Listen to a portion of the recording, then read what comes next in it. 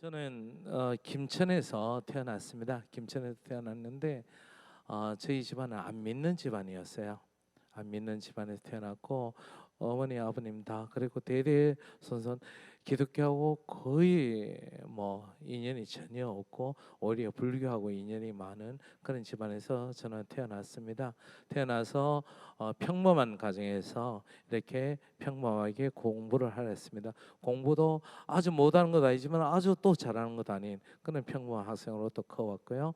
그래서 고등학생이 돼가지고 김천고등학교를 진학하게 되었습니다. 김천고등학교 진학하기 전까지 저는 관심이 있었던 게 미술이에요. 초등학교 4학년 때부터 고등학교 1학년 때까지 미술부에서 미술 공부를 했는데 고등학생이 되니까 미술부 학생들은 미대를 진학하기 위해서 조금 더 전문적으로 그 미술 공부를 하게 되었어요. 그러니까 전문적으로 들어가니까 그동안 좋아서 했던 일들이 어렵게 되더라고요. 어렵고 싫어하게 되고 그리고 힘들게 되더라고요. 그래 갈등을 느끼고 있는 상황에 고등학교 1학년 때 저희 음악 선생님이 음악 수업을 하다가 수행 평가라고 합니다. 이제 나와서 노래 부르는 그런 시간이 있었는데 노래 부르니까 음악 선생님이 너 목소리 좋은데 너 음대 성악과를 한번 진학할 의향이 없냐 이렇게 권면을 하시더라고요. 그래 그때 가만히 생각하니까 그림 이거 정말 힘들고 어려운데 성악을 하면은 계속 노래만 하고 그 인생이 얼마나 행복할까 이런 생각해서 가만히 생각하다가 괜찮을 것 같더라고요. 성악하겠습니다 이랬어요. 그래서 선생님하고 약속하고 집에 가서 아버님하고 어머님한테 저 성악하겠습니다 이러고 언대를 가겠습니다 이러니까 노발대발 하시는 거예요. 그 보수적인 집안에서 무슨 딴따라냐 이래 하면서 남자가 또 무슨 성악이냐 이래가지고 굉장히 반대가 심하셨어요.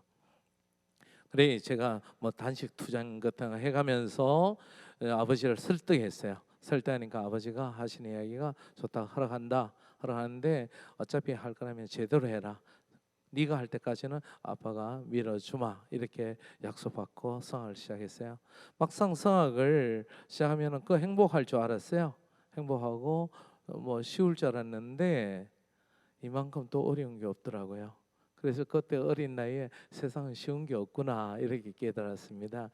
네, 가장 안 되는 게 뭔가 하면 제가 엄치에 박치예요. 제가 악보를 못 보니까 악보를 볼 줄 모르니까 뭐 도대체 진도가 안 나가는 거예요. 목소리 좋은 거 외에는 볼 수 있는 게 하나도 없는 거예요. 선생님이 하도 답답하니까 그 당시 선생님이 사모님이 교회를 출석하셨는데 야 너 교회 가서 성가대에 가서 악보 보는 방법 좀 익혀 오너라 이래가지고 교회를 보내셨어요. 그래서 사모님이 저를 데리고 교회 가서 성가대에 소개해가지고 성가를 부르기 시작해요. 성가대에서 봉사하기 시작했어요. 그게 제가 교회 생활의 처음이었어요. 근데 교회 생활이라는 게 하루아침에 이렇게 믿음이 생기는 게 아니잖아요. 그래 뭐 갔다가 안 갔다가 뭐 이렇게 기분이 좀 나면 갔다가 또 뭐 기분 좀 안 좋으면 아예 안 가고 뭐 이런 신앙생활을 좀 오래 했던 것 같아요. 그러다가 우여곡절 끝에 대학 진학하고 대학교 2학년 때부터 신앙생활을 좀 하게 됐던 것 같아요. 신앙생활을 하면서 이제 제가 대학을 졸업하고 바로 유학을 떠나게 되었습니다. 유학 생활이 생각보다 만만치 않았습니다. 너무나 힘들고 너무나 어려웠어요. 그리고 여러 가지 제가 생각지도 못한 여러 가지 장벽들이 있었고요. 그래서 그 가운데 어려우니까 하나님 앞에 매달리게 되고 기도하게 되더라고요. 성경도 읽게 되고 그러다 보가 기도하는 와중에 성경을 보는 와중에 예수 그리스도를 참 살아계신 예수 그리스도를 만나게 되었습니다. 그때 간정도 하락하면 하겠지만 지금 시간상 그거는 좀 건너뛰고 그래서 참 신앙생활을 하면서 이렇게 독일에서 나름 교회 봉사하면서 이렇게 10년 동안의 유학생을 했어요. 10년 동안 대학을 독일 유학 생활하고 오페라단에서 오페라단으로 활동하고 이랬기 때문에 한국에 들어오면은 제가 목표로 했던 대학 교수의 꿈이 한 대학 강사 한 2, 3년 정도 하면은 열릴 줄 알았어요. 그래서 제 앞에 이제 탄탄대로가 열릴 줄 알았습니다. 그래서 의기양양하면서 한국에 도착했는데 대학 강사 생활을 했는데 그 대학 강사 생활이 2, 3년에 끝날 줄 알았는데 5년, 7년, 8년 하다 10년까지 갔어요. 10년 지나니까 어떻게 해요? 제 후배들, 저보다 훨씬 잘하는 후배들이 차고 올라오기 시작하고 대학에 들어갈 수 있는 교수문은 점점점 좁아지고 저에게는 기회가 점점점 없어지는 거예요. 그러다가 IMF를 맞고 이래 되니까 제가 설 수 있는 자리가 별로 없었습니다. 네, 어떻게 이제 살아가야 되고 또 처자식도 있고 그러니까 살아가야 안 되겠습니까? 그래서 그때 제가 막연하게 생각하다가 찾아갔는 분이 김천 예수고등학교의 교장 선생님을 찾아갔어요. 제 사정을 이야기하니까 그때 마침 김천 예수고등학교의 성악과에 좀 도와줄 사람을 필요했는데 네가 좀 도와줘라 이렇게 돼가지고 제가 김천 예수고등학교에 성악과를 맡게 되었습니다. 막상 성악과를 호구 주책에 의해서 목공이 포도청이라고 이제 먹고 살기 위해서 고등학교 교사 교단에 썼습니다. 제가 고등학교 교사를 하려 했으면은 벌써 그때 당시 10년 전에 대학을 졸업하고 여러 학교에서 좀 되고 있는 좋은 학교에서 교사로 오라고 초빙이 왔었는데 제가 그 초빙하는 선생님한테 저는 죄송하지만은 교사 되려고 엄마 안 했습니다. 교사에 관심 없습니다 하고 뒤도 안 돌아보고 유학을 갔는 사람인데 10년이 한국에 들어와서 10년이 지나니까 유학생활 10년, 한국생활 10년, 20년이 지나니까 이제 목구멍에 포도청이 딱 걸렸는 거예요. 그래서 고등학교 교사로도 해야 되겠다 해서 김천예수고등학교에 교단에 섰습니다. 교단에 서니까 처음에 학생들이 40명 있었어요. 한 반에. 그러니까 학생들을 가르치는데 너무 자괴감이 심하더라고요. 내가 야들을 고등학생 교사를 되려고 이렇게나 먼 길을 돌아왔나? 그리고 그 고생을 내가 했나? 궁극적으로 내가 이 자리에 서려고 이 자리에 서기 고등학교 교사를 되려면 20년 전에 될 수 있었는데 내가 이런 고등학생들을 데리고 뭐 하는 짓인가 싶기도 하고 정말 자괴감에 눈물도 흘렸습니다. 그래 그런 세월이 지나가니까 학생들한테 애정을 쏟을 수도 없었고 그러다 보니까 학생들은 발전이 없고 그래 제가 그런 생활을 한 3년 정도 했는데 3년 정도 지났는데 제가 결과를 보니까 그 당시 성악과 아이들 제가 들어오기 전에 김천예수고등학교에서 성악과에서 가장 잘 갖는 학교가 단국대학교고요. 제가 들어와서 가장 잘 보내는 학교가 학생이 중앙대학교였어요. 중앙대학교나 단국대학이 나쁘다는 이야기는 절대 아닙니다. 오해하지 마십시오. 근데 그렇게 됐는데 제가 독일에서 예수 그리스도를 영접하고 난 다음에 참으로 살아계신 예수 그리스도를 영접하고 난 다음에 버릇이 하나 있었습니다. 매일 성경을 읽는 버릇이 있었어요. 그래 힘들 때나 어려울 때나 성경을 읽고 하는데 아까 우리 목사님이 봉독해 주신 그 장면에 제가 읽게 되었죠. 마태복음 25장에 제가 딱 부닥치게 되었었는데 근데 제가 평상시에 성경을 읽으면서 딱 두 군데 이렇게 항상 마음에 걸리는 게 있었어요.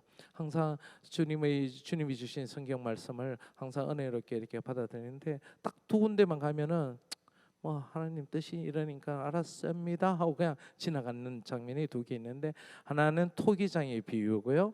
하나는 딱 요 달란트 비유. 요 부분에 오면은 제가 근성을 읽고 넘어갑니다. 저는 또 성깔이 칼칼한 면이 있습니다. 지금 보면 좀 점잖게 보일지 몰라도 제가 엄청 욕도 잘합니다. 잘하는데 하여튼 좀 솔직한 편이에요. 마음이 있는. 그래 이제 주님한테 기도할 때도 좀 솔직하게 이렇게 기도하는 편인데 이것만큼은 은혜 안 됩니다. 이런 식이었어요. 다른 거는 내가 받아야 되는데 이 두 부분만큼은 저는 성경에서 은혜 안 됩니다 이라고 넘어갔는데, 토기장의 비유에서 귀하게 주님, 그러니까 토기장이가 귀하게 쓰려고 하는 토기 그게 있고, 그리고 막 쓰려고 하는 막그릇도 제작을 합니다. 근데 막 쓰려고 하는 이 막그릇이 토기장에 나는 왜 저렇게 귀한 그릇으로 빚지 않았습니까? 이렇게 항의하지 못한다는 거야. 그거는 토기장의 마음이라는 거예요. 저는 학생들을 가르치고 저 자신도 비유를 해보잖아요. 누구는 태어났는데 아무 거 없이 자기 의지와 상관없이 딱 태어났는데 굉장히 엄마 아빠가 굉장히 학식도 높고 많이 배우고, 그런 말만 돈도 많이 벌고 사회적 지위도 있고 명성도 있고 모든 사람이 존경을 받는 그런 부모 밑에 장점만 딱 타고난 아이.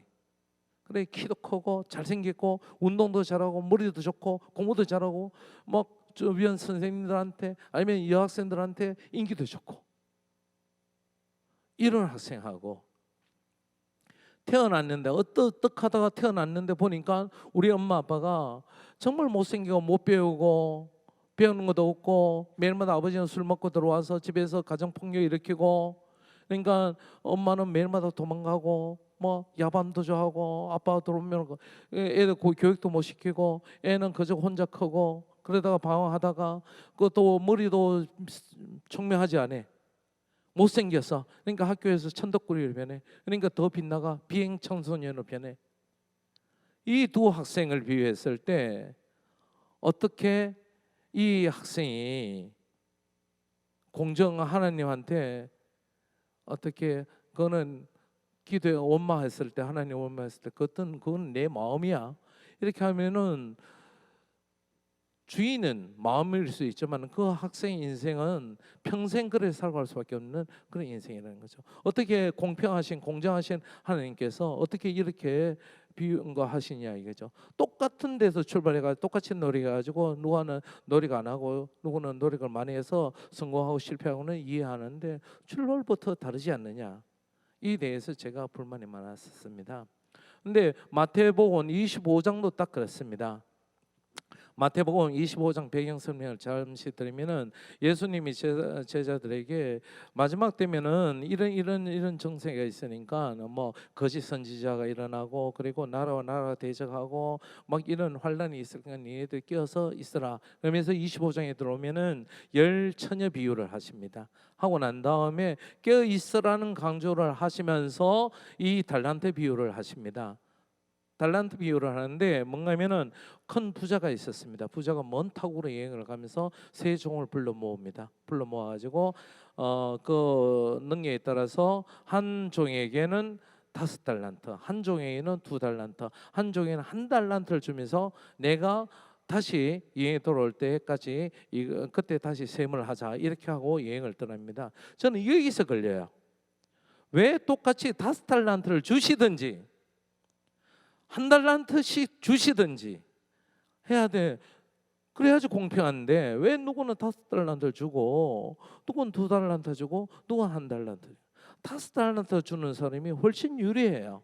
인생이라는 게 살아보니까 그렇더라고요. 제가 돈을 조금 모아오니까 돈을 벌더라고요. 근데 돈이 적으면은 그게 안 돼요. 그러니까 왜 공평하게 출발시켜가지고 거기서 책임을 물으시면은 내가 인정하겠는데 왜 출발부터 다르게 하시냐 이거죠.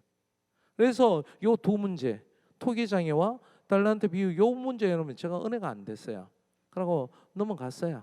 그냥 넘어갔는데 제가 김천 예수고등학교 들어와서 이 부분을 딱 읽는데 딱 25장 21절 딱 와가지고 딱 걸리는 게 어떤 단어인가 하면은, 착하고 충성된 종아 내가 작은 일에 충성하였음에, 제가 기도를 많이 했으면서 하나님 저 정말 충성하고 이래 하는데 정말 제가 뭐 하고자 하는 게 많지 않습니까? 소망이 대학 교수도 돼야 되고 성악가로 유명해야 되고 이러는데 그건 하나도 안 주시는 거예요. 근데 제가 이래 보니까 지극히 작은 일, 충성, 이게 평상시 그냥 넘어갔던 게 해머처럼 저를 때리더라고요. 그때 제가 깨달은 게 하나님은 정말 보잘것없는 질그릇으로 태어났든지 아니면 정말 귀한 것으로 빚으셨든지 아니면 5달란트든지 2달란트든지 1달란트든지 여기에 관심 없다는 거예요. 이건 중요하지 않다는 거예요. 2달란트 받은 사람이 나중에 5달란트 주인이 옵니다. 와서 세문을 할 때 5달란트 받는 사람이 항상 그럽니다. 저는 주인님이 주신 5달란트를 가지고 열심히 해서 5달란트를 더 남겼습니다. 그래서 10달란트를 내놓습니다. 그때 주인이 그걸 칭찬합니다. 착하고 충성된 종아, 내가 작은 일에 충성했음에 많은 것을 맡기겠니, 이렇게 축복을 하십니다. 2달란트 맡은 사람도 똑같이 나와서 똑같이 합니다. 2달란트를 열심히 해가지고 2달란트를 더 남겨가지고 4달란트를 내놓으니까 주인이 똑같은 칭찬을 합니다. 착하고 충성된 종아, 내가 작은 일에 충성했으면 많은 것을 내게 맡기리니, 이렇게 똑같이 충성합니다. 근데 1달란트 받은 사람은 주인님이 이런 돈에 대해서 굉장히 좀 깐깐하신 분을 내가 알아가지고 이거 장사하다가 내가 떨어먹을까 겁이 나가지고 땅속에 파묻었다가 1달란트 그대로 가져왔습니다. 이랬을 때 악하고 게으른 종아하면서 이 1달란트를 뺐습니다. 저주하면서. 근데 이 1달란트 받는 것에 저는 이 숫자에다 굉장히 모든 걸 초점 맞췄는데, 이 1달란트 받은 사람이 자기 있는 소신껏 해가지고 1달란트만 더 남겼어도 주님은 아마 똑같이 축복하셨을 거예요. 착하고 충성된 종아, 내가 지극히 작은 일에 충성했으면 내가 많은 것을 내게 맡기노라, 이렇게 하셨을 거예요. 그러니까 주님은 이 깨어서 네가 환난 날에 마지막 때문에 이런 할 때 깨어서 있는 게 뭔지 설명하시면서 이 착하고 지극히 작은 일에 충성하는 것이 끼어 있는 한 부분이라는 거예요. 그래서 저는 태어날 때 많은 것을 태어나고 아니면 2달란트, 1달란트 여기에 자꾸 초점이 맞추니까 은혜가 안 됐었는데, 이 작은 일에 초점을 맞추니까 그때부터 은혜가 너무 되는 거예요. 그래서 그 다음 날부터 행동을 완전히 바꿨습니다. 깨닫는 것도 중요하지만 깨닫는 걸 실천하는 게 더 중요하다고 생각하고 있습니다. 그 전에는 제가 학교에 8시 10분에 시작되는데 제가 학교 도착하는 시간이 8시였어요. 제가 그 다음부터 학교에 도착 시간이 7시로 바꿨어요. 그리고 내가 할 수 있는 지극히 작은 일이 뭔지 찾아 스스로 했어요. 학생들이 안 볼 때 그 청소하고, 그리고 그 교회도 화장실 청소부터 지원해가지고 보든 안 보든 화장실 토요일날 오후에 가서 화장실 청소하고, 아니면 식당 청소하고, 그리고 오케스트라, 제가 대구 동신교회 오케스트라가 한 25명 정도 됩니다. 그런데 오케스트라 막내가 하는 일들을 제가 손수 찾아서 몰래 했습니다. 남이 보든 안 보든 지극히 내가 할 수 있는 지극히 작은 일이 무엇인지 찾아가서 스스로 하기 시작했어요. 그전에는 제가 그랬습니다. 제 얼굴이 드러나고 제 이름이 드러나는 일들은 정말 열심히 따랐어요. 소위 말해서 쇠가 빠지게 한다는 게 그 무엇일 정도로 저는 열심히 했는데 내 얼굴이 안 드러나고 내 이름이 안 드러나면 저는 그들도 보지도 않았어요. 내 나이에 내 군번에 이런 거 할 게 대해서 몰라 이렇게 했어요. 제가 교사가 안 되었으면은 이 말씀 못 깨달았을까요? 교사가 되니까요, 한 반에 40명이 앉아 있었는데, 옛날엔 제가 학교 다닐 때 이제 선생님 앞에 수업하고 계시면은 수업하기 싫으면은 소설책 책상 밑에 넣어놓고 이래가지고 탁 빼가 밑으로 싹 넘기면서 소설책도 읽고, 또 졸리면 탁 이래가지고 안 자는 것처럼 이래가지고 공부하는 것처럼 이래가지고 머리 공부가지고 자기도 많이 잤습니다. 근데 선생님들이 안 혼내고 그냥 지나가면 선생님 모르셨구나 이래 생각했어요. 그런데 제가 교사가 되니까 한눈에 다 들어와요. 한눈에 저 구석에 있어도 저 밑에 저 책상 밑에 지금 휴대폰 깔고 있구나, 정말 지금 멍 때리고 있구나, 저는 지금 자고 있구나, 한눈에 들어와요. 저는 모르는 줄 알았어요. 저는 주님이 큰 일을 잘하면은 알고 적은 일을 등한시하면 모를 줄 알았어요, 주님이. 근데 제가 교사 되니까 다 알겠더라고요. 근데 제가 할 정도면 주님은 우리 인간을 머리카락과 숫자까지 세시는 분인데 모르겠어요. 그때부터 정말 충성했어요. 지극히 작은 일, 큰 일도 마찬가지지만은 지극히 작은 일이 무엇인지 모르지만은 찾아가지고 하기 시작했어요. 그게 한 1년 정도 지났습니다. 1년 정도 지나니까 저한테 변화가 왔어요. 어떤 변화가 아닌가? 돈 많이 버는 거 아닙니다. 제 명성 높아지는 거 아닙니다. 어느 날 교무실을 갔는데 제자들이 그 성악가 애들이 아침 일찍 연습을 하고 있었어요. 근데 그 평상시 듣던 소리가 아닌 다른 게 연상이 되더라고요. 뭐지 좀 이상이 되더라고요. 애가 노래하는 모습이 연상이 되고 그 안에 후두랑 이 기관지가 연상이 되더라고요. 저는 이랬기 때문에 저런 소리가 난다. 그래서 제가 이런 부분을 열면은 잘 될 것 같다라는 이런 게 그림 그리듯이 연상이 되더라고요. 이상하다 싶어서 찾아갔어요. 그 소리 나는 곳으로 가니까 연습실 창문을 이렇게 보니까 제가 생각하고 있는 그대로 연습하고 있는 거예요. 그래서 제가 느낌 그대로 가르치니까 애가 달라지는 거예요. 중앙대, 당구대 가는 게 최고인데 그 다음부터 애들이 예종 들어가고 서울대학교 들어가고 이랬어요. 그 다음부터. 그래 하나님이 저의 길을 열어주시는 거더라고요. 그러니까 지극히 작은 일에 한 1년 정도만 충성했는데 일단 제 길을 열어주셨어요. 제가 들을 수 있는. 그래 학생을 가르치니까 학생들이 변화돼요. 그래서 저 개인적으로는 굉장히 스스로 놀라워하고 있어요.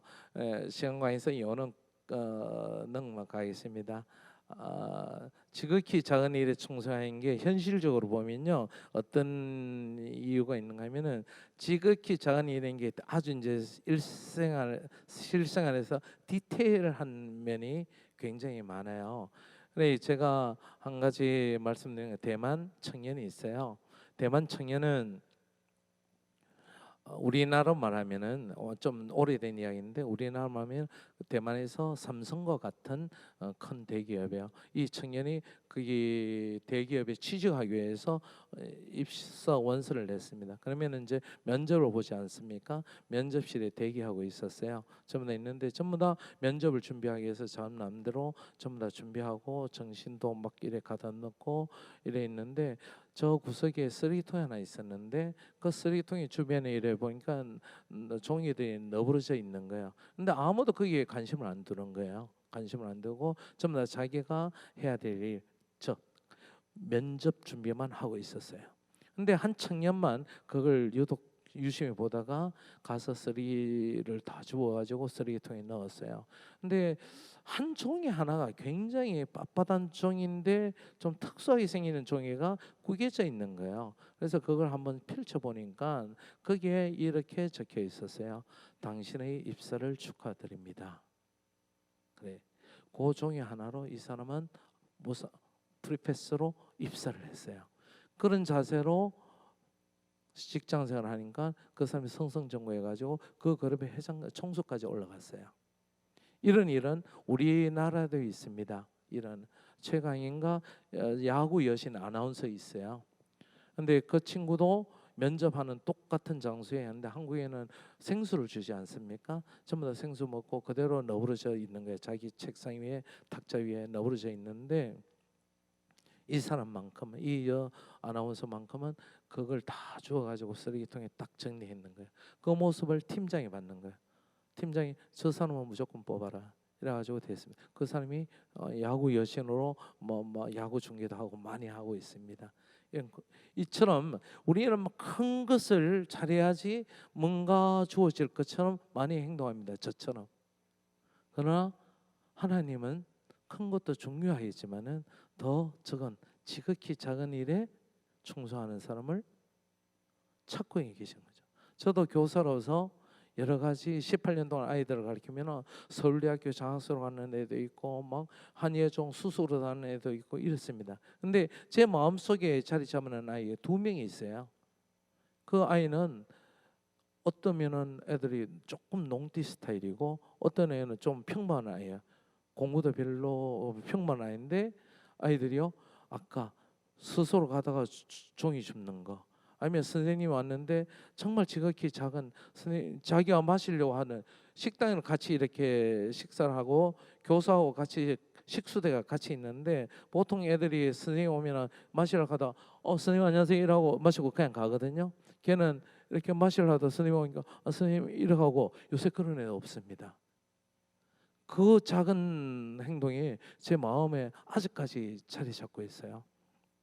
그래서 제가 느낌이 하나님의 마음, 예수 그리스도의 마음에 자리 잡고 있는 사람이 큰일 하고 주를 위해서 큰일 한 사람도 중요하겠지만 정말 주를 위해서 아주 적은 일도 정성껏 누가 보든 안 보든 하는 사람들이 예수 그리스도의 마음에 예수님의 마음에 자리 잡고 있지 않을까 이런 생각도 해봅니다.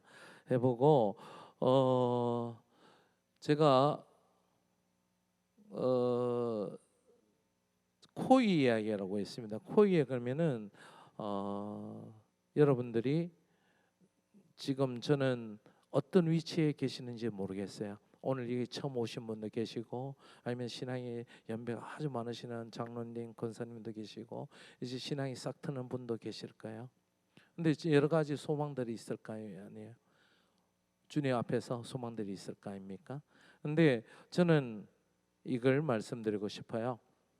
코이는 일본 관상어입니다. 관상어. 금붕어처럼 생겼죠. 얼핏 보면은. 근데 요걸 어항에다 놓고 키우면 5cm 내지 8cm로 큽니다. 어항에 넣는데 이걸 어디요? 큰 수족관에 넣으면은요 이게 15cm 내지 20cm씩 커요. 근데 이걸요 어디요? 강물에다 넣으면요 얼만큼요? 90cm 내지 1m 이시. 방금 이제 제가 원했던 리액션이 나와서 이래. 아까 일부에 할 때는 전부 이렇게 계시더라고요. 여기는 그래서 순간 여기는 울산이지. 울산에 고래도 보고 할 거야. 그래서 큰 고기를 많이 보니까 저는 아주 빌볼이 없는 그래서 1m 20 김천에서 큽니다. 여기서는 적을지 몰라도 김천에는 큽니다. 저렇게 클 수 있어요.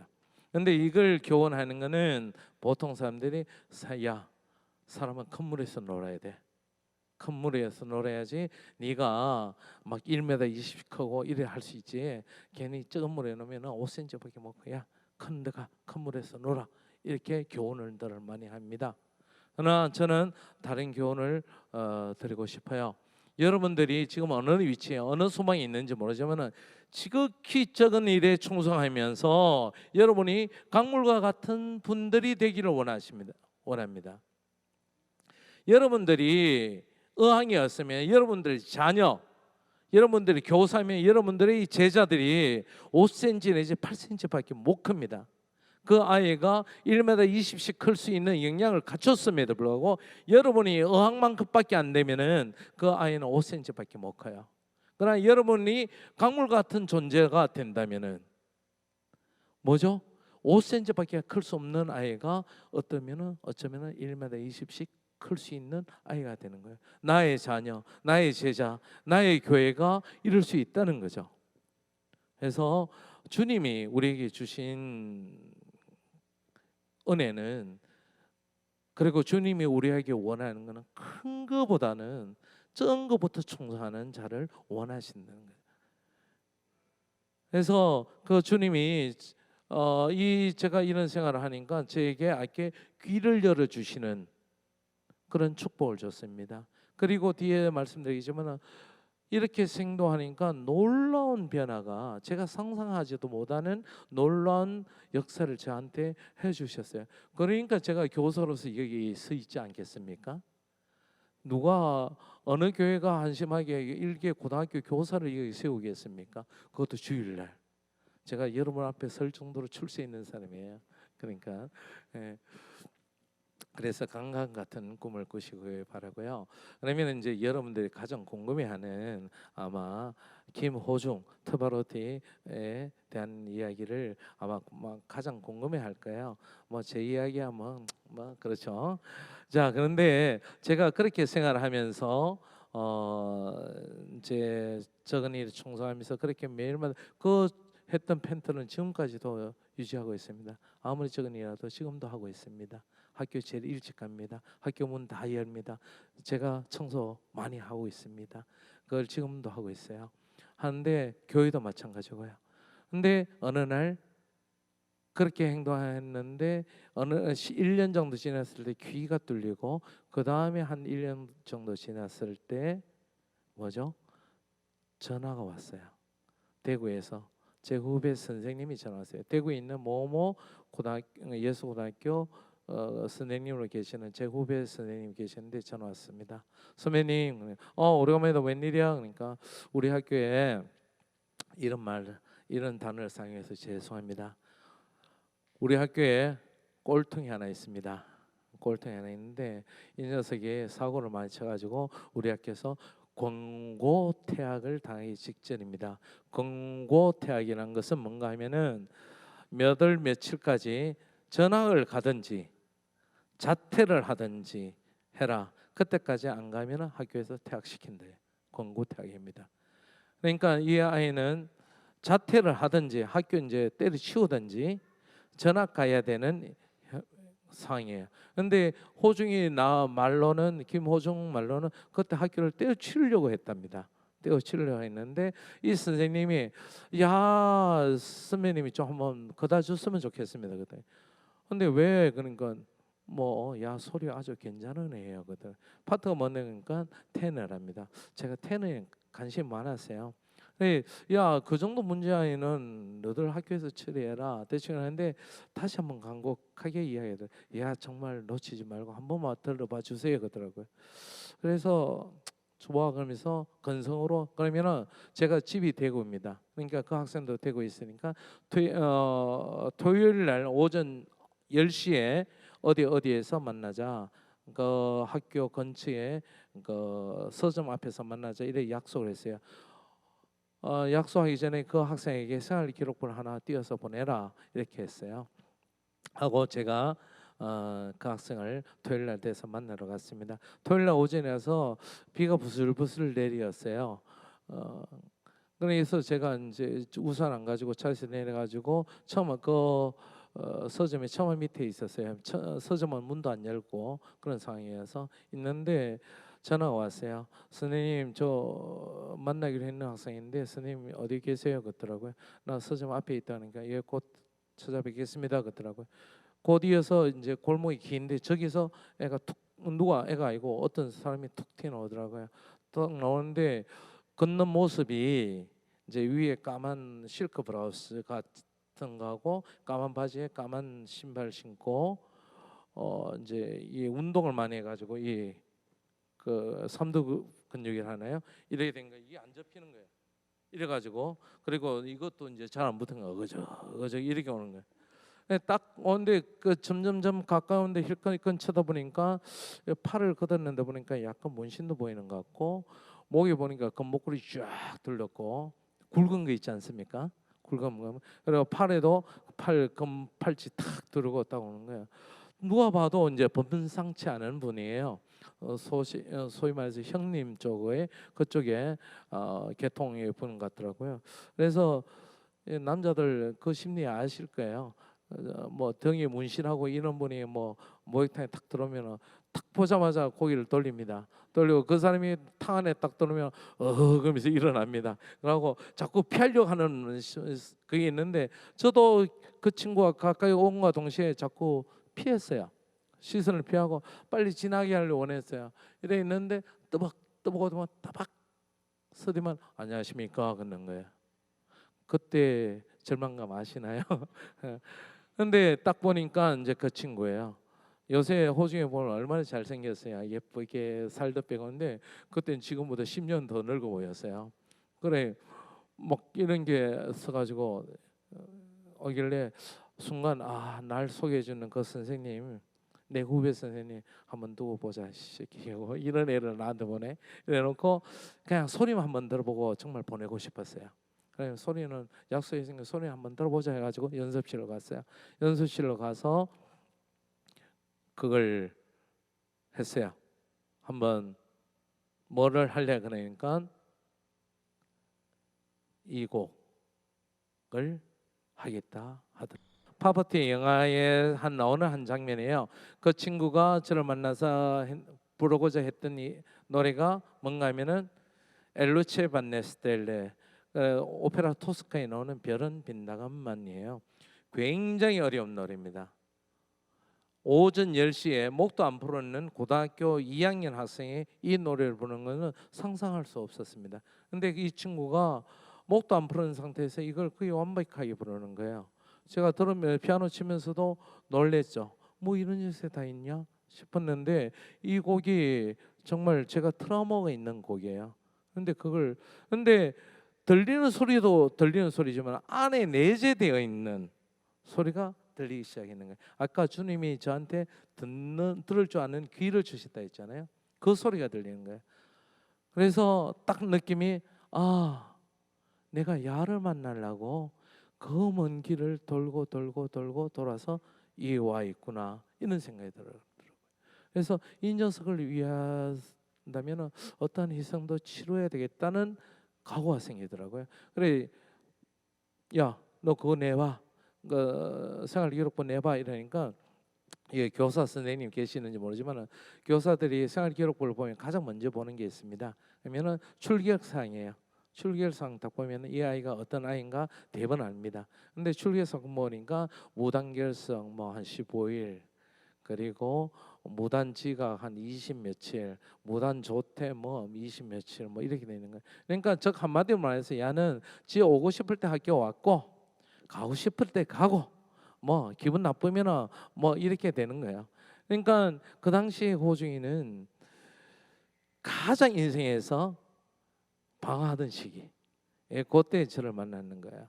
그러니까 이제 그리고 뭐 학교 폭력 걸려 있었고 기물 파손도 걸려 이러니까 권고 퇴학이 됐는 거예요. 그래서 제가 호중이한테 그랬습니다. 나하고 약속 하나 하자. 근데 첫째 폭력 쓰지 마라. 그리고 무단결석하지 마라. 요 두 개만 약속하면은 내가 너를 우리 김천예수고등학교에 받아주마 이랬습니다. 그래 그 약속을 했어요. 해가지고 우리 김천예수고등학교 왔습니다. 왔는데 김천예수고등학교에서 전학을 받으려니까 뭐 생활기록부 보고 어디만은 전부 다 100% 반대인 거예요. 자 우리 학교 오면은 말아 먹는다. 학교 말아 먹는다. 큰일 난다. 안 된다. 100% 반대인 거예요. 그래서 제가 갈 데도 없어가지고 제가 호구지책으로 김천예수고등학교 갔지 않습니까? 갈 데도 없는 사람이지만은 제가 그랬습니다. 교무회에서 나 이 학생 안 받아주면은 내가 이 학교를 떠나겠다. 학생하고 떠나겠다. 그래서 양자택일하십시오. 내가 떠나든지 야 받아주든지 대신에 이 학생에 대해서 모든 책임을 내가 지마. 이래 하니까 교장 선생님이 저를 좀 좋아했어요. 교장 선생님이 이런 학생을 받아서 교육시키는 게 교육자의 사명이다. 받아라. 이래 되는 거예요. 그래서 교육을 시켰습니다. 교육을 시키고 이제 했는데 이 친구가 천재들의 특성 중에 하나를 가르치면요 10개씩 알아들어요. 이제 애가 우리 학교 전화왔으니까 제가 아침마다 새벽 같이 대구에 사니까 아침마다 새벽까지 가서 깨어서 이제 학교 등교하고 끝나면은 다시 태워가지고 집에 넣고 뭐 이렇게 했어요.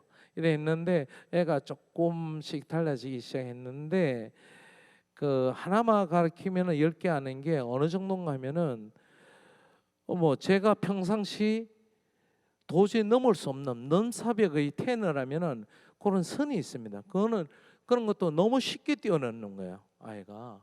그래서 참 하나님이 참 불공평하시다. 누구는 이래 노력하는데도 안 주시는데 이놈은 이거 뭐 그러면 나오고 뭐 이러니까 너무 그렇더라고요. 근데 그러니까 콩쿠르에 나가면은 가는 데마다 어떻게 해요? 대상을 찾아요. 1등을 찾아요. 우리 학교에 또 이 학생의 라이벌이 하나 있었어요. 서로 선의의 경쟁을 하다 보니까 이 친구도 막 발전하는 거예요. 이재민이라는 친구가 있었는데 이재민이라는 친구는 호중이가 우리 학교에 적응할 수 있도록 호중이가 막 이래가 있으니까 맞을 각오하고 가서 친구가 먹는 애예요. 그러니까 저는 이재민이라는 친구를 너무너무 좋아해요. 호중이를 우리 학교에 청착하게 해줄 수 있는 또래 멘토예요. 그래가지고 둘이 친해가지고 둘이 막 서로 뭐 연습실에 주고받고 이래다가 콩쿨 아무리 큰 콩쿨에 내보내도 둘 다 1, 2등 하고 왔는 거예요. 대상 뭐 그다음에 1등을 하니까 정말 김천예술고등학교 어디 있는지도 모르는 학교에서 서울에서 보면 희한한 얼굴 이름도 모르는 학교에서 대상 찾아고 1등, 1, 2등 뭐 찾아고 내라니까 서울에서 뭐 이런 학교가 다 있나 싶을 정도로 그렇게 했습니다. 그러던 어느 날 제가 굉장히 바쁜 바쁜 역할을 맡은 게 홍보 책임을 가지고 있습니다. 홍보도. 그러면 학교를 제가 잘 축을 못해요. 일선 학교를 가면서 홍보도 해야 되고 이러기 때문에 그 시기하고 아주 중요한 콩쿠르 시기하고 맞떨어졌어요. 그래서 아이들을 제가 이렇게 가르칠 수 없는 그런 입장이었는데 그때 아주 유명한 콩쿠르였는데 예선곡을 지정곡이 있어서 예선곡을 보니까 제가 가르치는 게 하나도 없었어요. 그 지정곡에. 그래서 호중이를 불러가지고 야 너 이 중에서 할 줄 아는 곡 있어 이러니까 뭐 이거는 옛날 공부했다는 거예요. 근데 이제 그 굉장히 쉬운 곡이에요. 쉬운 곡인데 그걸 그러면 이거 가지고 예선 통과하고 나중에 본선 갈 때 다시 나오고 공부하자 이래가지고 보냈어요. 가는 데마다 대상 차지와 이러는 애이기 때문에 예선을 아주 우습게 생각했죠, 저도. 근데 어느 날 홍보를 하고 있는데 운전을 하고 있는데 전화 왔어요. 제자한테 이재민이라는 친구한테 전화 왔어요. 선생님 결과 나왔습니다. 예선 결과 나왔습니다. 어떻게 되니 그러니까 저는 됐는데 호주엔 떨어졌어요, 그러더라고요. 예선에서 떨어진 거예요. 본선도 아니고. 그래서 제가 깜짝 놀라가지고 야 호중이 바꿔봐라 하니까 호중이 없어요, 그러더라고요. 어디 갔는데 그러니까 모르겠어요. 결과 보고 바로 사라졌어요, 애가. 그래 제가 전화를 했죠. 전화하니까 전화를 끊었더라고요. 그때부터 애가 잠적을 했어요. 제가 저하고 약속해서 폭력 쓰지 말고 무단 결석을 하지 말라는데 이제 그 약속 중에 하나를 깨기 시작하는 거예요. 학교를 안 나타나는 거. 그걸 무단 결석이라 합니다. 하루 이틀 3일 한 5일, 7일에 가니까 한 일주일 정도 무단결석하면요 학교에서 가장 두려워하는 게 무단결석이에요. 왜 그러면 학생이 자기 학교에 소속의 학생이 어디서 무슨 짓을 하고 있는지 아무도 모르기 때문에 그러면 학교에서는 가장 두려워합니다. 그게 한 10일 정도 되니까 교장 선생님이 저를 부르더라고요. 다음 그날이 금요일인데 월요일까지 애가 안 오면은 우리 자퇴를 시키든지 아니면은 퇴학을 시키십시오. 이 학생은 우리 학교에서 도저히 감당할 수 없는 학생이니까 미리 사고 치기 전에 미리 학생을 정리하세요. 그러더라고요. 제가 교장 선생님 말씀이니까 어쩔 수 없이 예 하고 왔어요. 예 하고 금요일 날 저녁이라서 제가 금요철야를 갔습니다. 금요철야 가서 기도를 했습니다. 주님, 하나님이 저에게 맡겨주신 호중이를 이제 제가 어떻게 할 수 없는 상황까지 왔습니다. 저는 한다고 했지만은 이제 제가 어떻게 할 수 있는 선까지는 넘었는 것 같습니다. 그래서 지금 호중이를 잡고 있는 이 건을 놓고자 합니다. 하나님, 제가 이 끈을 놓더라도 저를 원망하지 마십시오. 저는 할 만큼 했습니다. 이렇게 기도를 했는데 참 마음속 깊은 곳에서 이런 감동이 오더라고요. 뭐 하나님 음성이 들었는 것처럼 그렇게 오해하지 마십시오. 뭐 수영아, 네가 그랬느냐 이렇게 아닙니다. 마음속에 감동이 있었는 거야. 감동이 있었는데 어떤 감동이 있었는가 하면은 네가 호중이 때문에 힘들면은 얼마만큼 힘들었냐. 네가 호중이를 보는데 한 7, 8개월 됐는데 벌써 호중이를 잡았는 그 끈을 놓아버리겠다고 했느냐. 그러면 내가 늘 잡고 있는 이 끈, 내가 늘 잡고 있는 이 끈은 내 평생 영원토록 늘 잡고 있을 건데 나도 이 끈을 네가 나한테 했는 짓을 보면 나도 이걸 놔버리랴. 네가 나한테 했는 짓을 네가 스스로 더 잘할 건데 나도 너 때문에 힘들어 죽겠는데 나도 이걸 놔버리냐? 이런 마음에 울림이 생기더라고요. 그때 그걸 감동받고 제가 정말 펑펑 통곡을 하면서 회개를 했습니다. 주님, 제가 잘못했습니다. 정말 잘못했습니다. 주님, 호중이를 주시는 거 이제 내가 하나님이 호중이를 나한테 주신 거 내가 깨달았습니다. 내가 호중이를 위해서 정말 끝까지 노력하겠습니다. 회개 기도를 했습니다.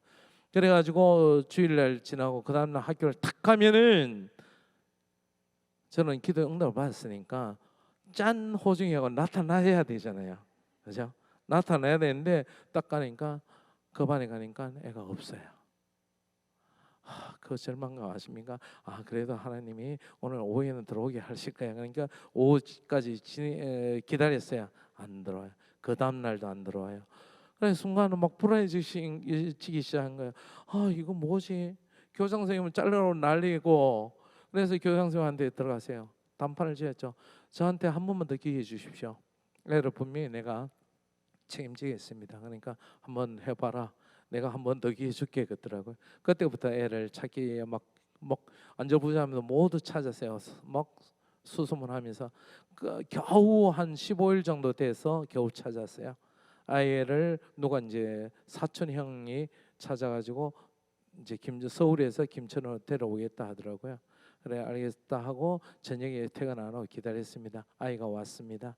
왔는데 사촌 형하고 애가 둘이 앉아 있는데 15일 보름 만에 애를 보잖아요. 반갑기도 반갑고 믿기도 믿고 막 그렇더라고요.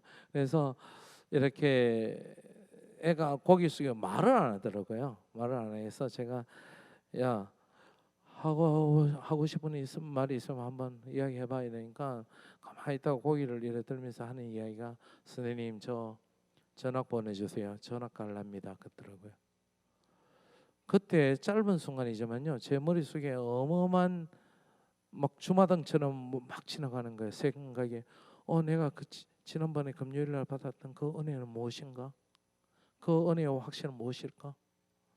내가 그리고 막 스스로에 이 녀석 내가 어떻게 이 녀석을 지금까지 끌고 왔는데 이 녀석 이렇게 쉽게 어떻게 입에서 전하기 하는 이야기가 나오지?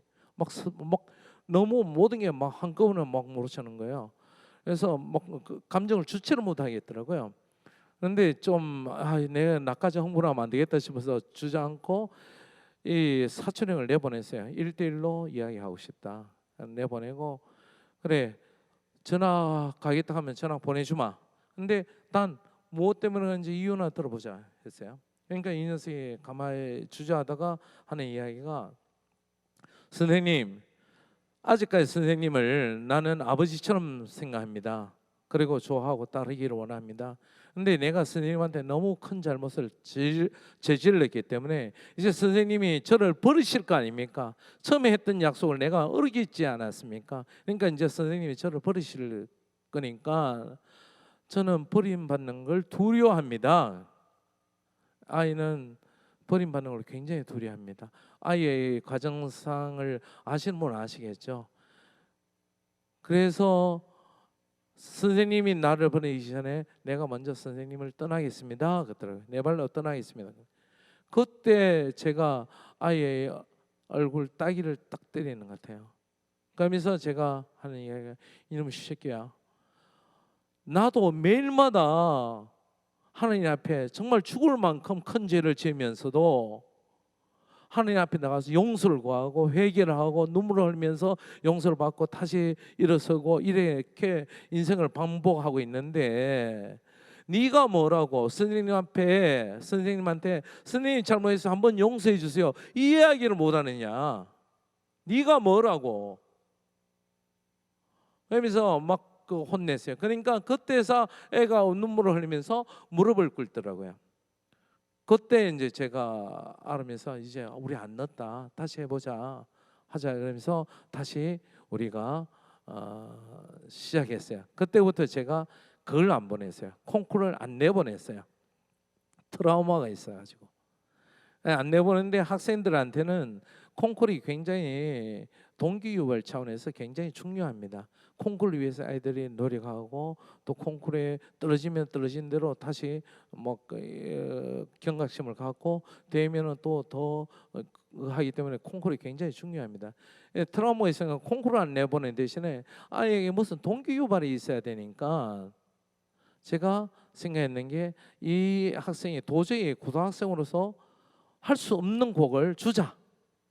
그러면 이 녀석이 이거 하다가 뭐 고등학교 졸업할 때 용을 빼다가 궁극적으로 못하고 이제 학교를 무사히 졸업하지 않겠느냐 이런 생각이었어요. 그래서 제가 곡을 하나 줬어요. 그 곡이 바로 이 곡입니다. 좀 볼륨을 약간 키워주세요.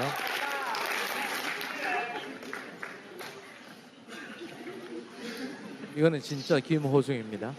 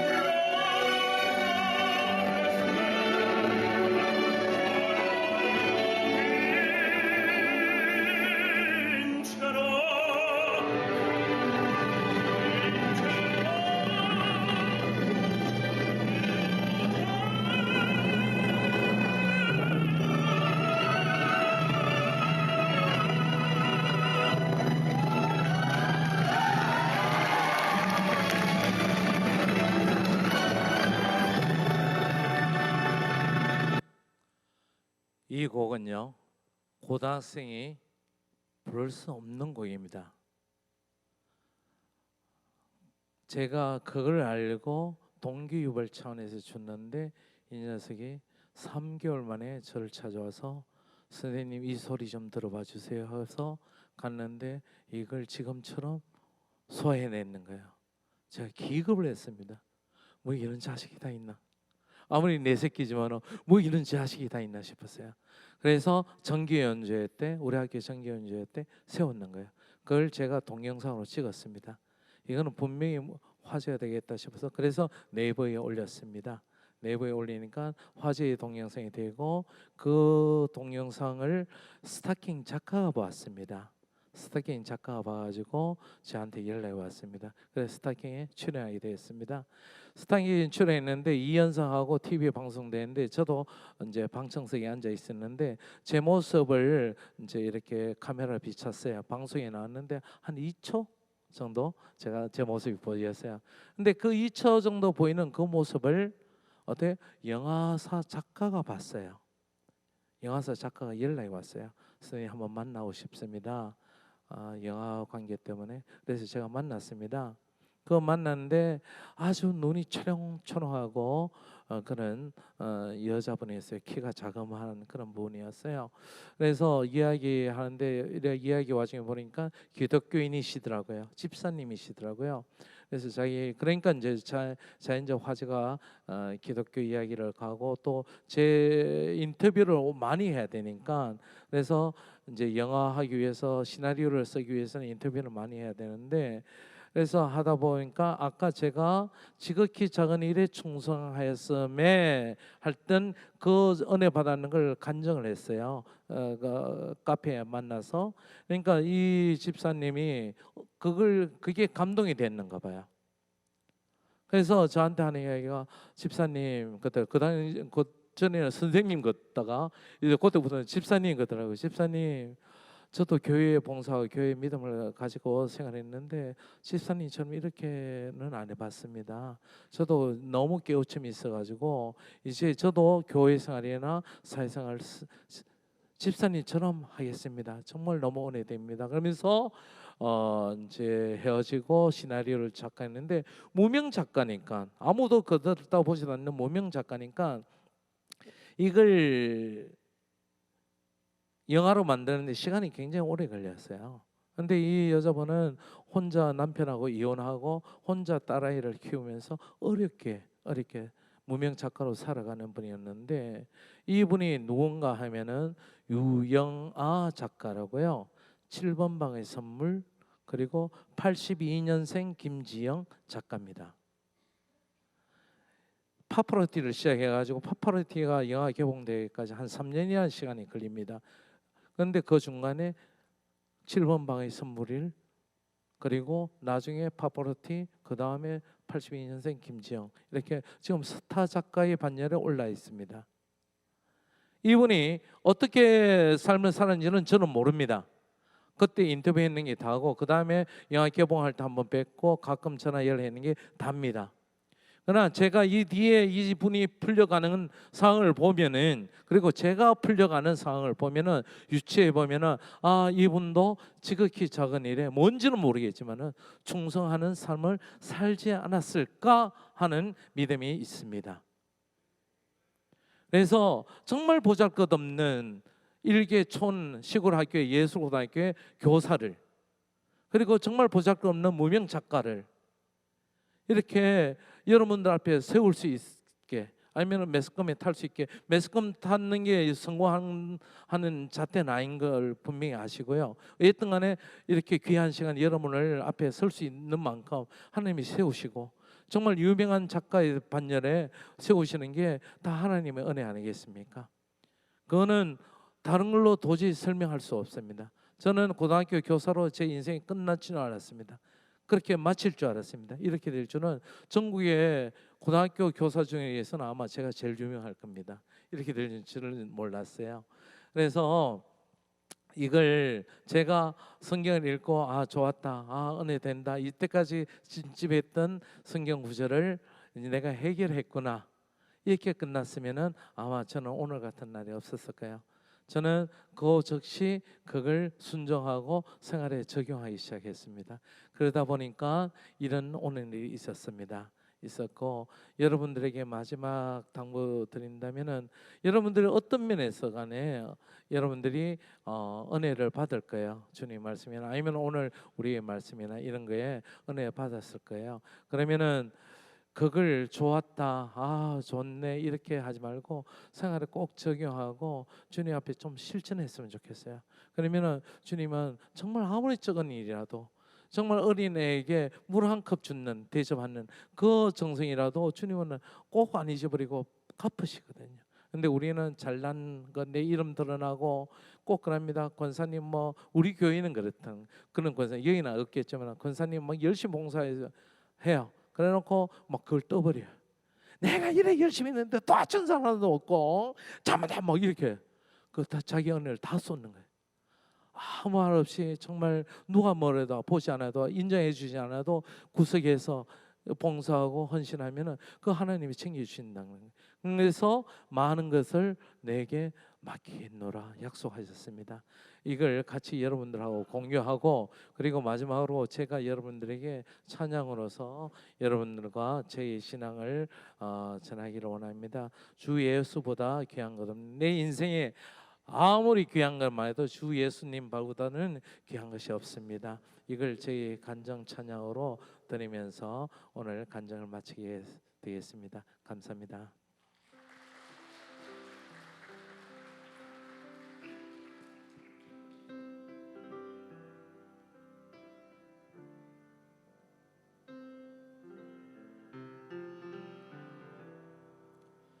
주 예수보다도 귀한 것은 없네. 이 세상 보기와 바꿀 수 없네. 영주를 내 대신 돌아가신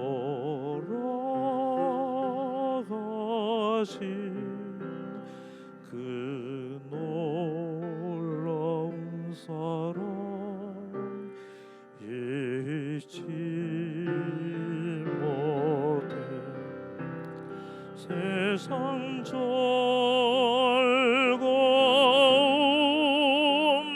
떠버리고 세상 저런 거 버렸네.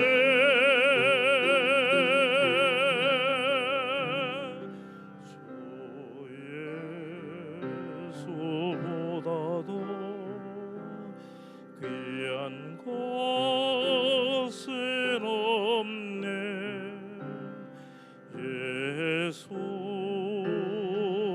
예수밖에는 없네.